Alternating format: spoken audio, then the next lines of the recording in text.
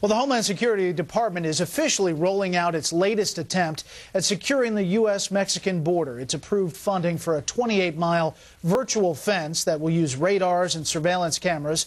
But will the high-tech savvy be enough to stop the flow of illegals into the U.S.? Joining us now to answer that, we have former Arizona Representative J.D. Hayworth on the phone, I believe, and here in studio, Immigration Law Group's Glenn Wasserstein. Thank you both for being here. J.D., can you hear me?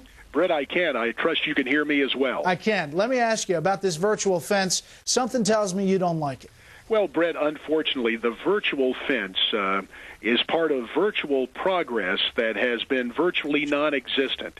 It's very straightforward. We need to have enforcement first. I physically stood behind President Bush in October of 2006 when he signed the Secure Fence Act, and then subsequently both the administration and, sadly, some in Congress worked to water that down.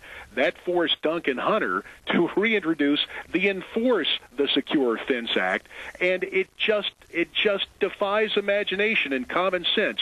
Why don't we move to secure the borders? And don't get me wrong, as early as 2003, I was on record for radar and a form of virtual fence, but I guess the bottom line is this, Brett. If the virtual fence is such a good idea, maybe we ought to just take down the distinctive fence in front of 1600 Pennsylvania Avenue and replace it with a virtual fence. Glenn, J.D. says if the fence is such a great idea, take down the White House fence and replace it with a virtual fence. What's your thought about this virtual fence, the 28 miles along the border? That I think we all agree that we need to secure the border. It's very important for our national security, and any country has to control who enters their territory.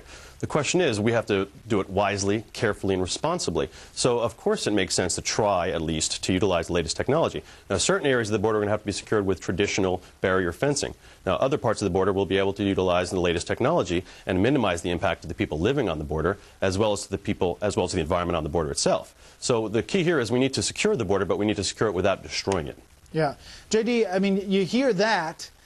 Why not give this virtual fence a chance, see if it works? Again, don't misunderstand, Brett. I came out for some form of virtual fencing back in 2003. That's part of the solution. But the problem is, instead of taking the pieces of puzzles and putting them together, it seems we hop from piece to piece to piece instead of a clear, coherent effort to enforce the border. Let me put it in perspective. In 1974, Brett, we were able to build the Dalton Highway up in Alaska from Fairbanks on up through the Arctic Circle to the Prudhoe Bay. Now, it's not a 4-lane interstate, but we got it done in 6 months. We are a nation at war, and the longer we wait and delay and fail to do this, the more problems we have. Don't get me wrong, I welcome some of this, but for me, it seems to be just another jigsaw piece instead of a carefully coordinated, clear, and decisive plan to protect our borders. And sadly, it doesn't appear that this administration or this Congress is intent on getting it done. Glenn, is there a sense that if this fence goes in, and as it seems like it is, that they'll be able to react to what they see coming across, or who they see coming across the border quickly? Well, clearly this fence, the virtual fence, nor the barrier fence will be effective at all unless we increase Border Patrol, unless we have an effective system both inside the country and at the border to control the situation.